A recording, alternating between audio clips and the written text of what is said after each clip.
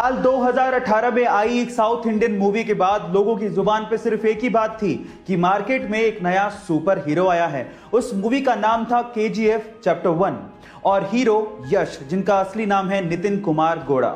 Guys, यश KGF chapter 1 के बाद रातों रात सुपरस्टार बन गए, लेकिन उनकी लाइफ का एक ऐसा पहलू है जिसे जानने के बाद आप लोगों को बहुत प्राउड फील होगा। जी हां गाइस, यश के पिताजी रोडवेज बसों में बस ड्राइवर हैं और यश का इतना नाम होने के बावजूद भी आज भी उनके पिताजी बस चलाते हैं। उनका यह कहना है कि इसी काम की वजह से यश इतने बड़े सुपरस्टार बने हैं। गाइस, उनके पिताजी का जमीन से जुड़ा होना कहीं ना कहीं यश की स्टारडम का कारण भी है।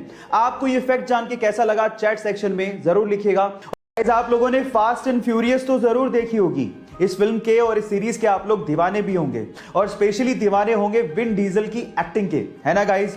पर गाइस, क्या आपको पता है कि विन डीजल के एक्टिंग करियर की शुरुआत कैसे हुई थी?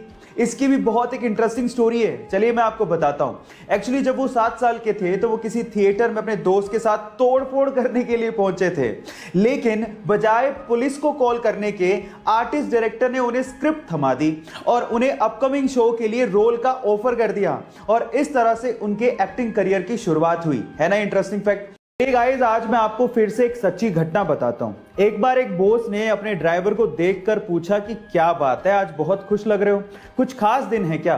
तो उस ड्राइवर ने कहा कि सर, आज का दिन मेरे लिए बहुत स्पेशल है क्योंकि आज मैंने रतन टाटा जी को कार ड्राइव करते देखा। तो बॉस ने कहा कि इसमें क्या खास बात है? तो उस ड्राइवर ने कहा कि सर, जब वो कार ड्राइव कर रहे थे तो मैंने उनको अभिवादन देने के लिए हाथ हिलाया और बदले में उन्होंने मुझे रिस्पॉन्ड किया, इसीलिए आज मैं बहुत खुश हूं, मेरा दिन बन गया। सच अ ग्रेट पर्सनैलिटी। गाइस, इससे यह समझ में आता है कि मनी आपको फेम दिला सकती है, लेकिन हम्बलनेस आपको रियल रिस्पेक्ट दिलाती है। सो गाइस, हम्बल रहिए हमेशा। चाइना एक गजब का देश है और वहां की कंपनियों के रूल्स तो माशाअल्लाह हैं। वहां की कंपनी ने अपने कर्मचारियों के लिए एक टॉयलेट पॉलिसी निकाली है। इस पॉलिसी के तहत अगर किसी कर्मचारी को एक से ज्यादा बार टॉयलेट जाना है तो उसको अपने बॉस की परमिशन लेनी होगी और बॉस की परमिशन के साथ साथ उस पे 20 युआन यानी कि 220 रुपए का एक जुर्माना भी लगेगा, जो कि उसके बोनस से काटा जाएगा। और कंपनी का इस पे यह कहना है कि उन्होंने ये फैसला कर्मचारियों के आलसपन की वजह से लिया है। पता नहीं चीन और चीन की कंपनियां कहां पे जाके रुकेंगी।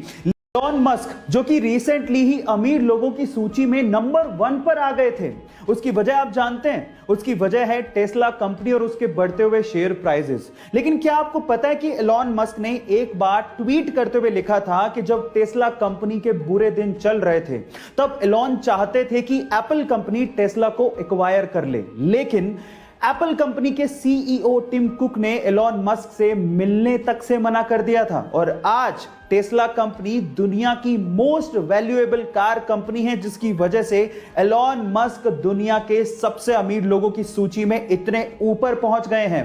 गाइस, समय का पहिया है, एक बार जरूर घूमता है, ये सबको ध्यान रखना चाहिए। गाइस, फिर से एक केबीसी का सवाल पूछता हूं। आप लोगों ने नोकिया कंपनी का नाम तो जरूर सुना होगा और नोकिया मोबाइल आपने या आपके किसी फैमिली मेंबर ने यूज भी किया होगा।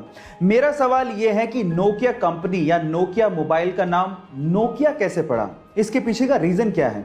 नहीं जानते ना? तो चलिए मैं आपको बताता हूं। इसके पीछे का रीजन यह है कि नोकिया फिनलैंड का एक शहर है और यह वही शहर है जहां पर नोकिया के मोबाइल बनाए जाते हैं। इनफैक्ट नोकिया शहर की वजह से नोकिया कंपनी या नोकिया मोबाइल का नाम नोकिया पड़ा।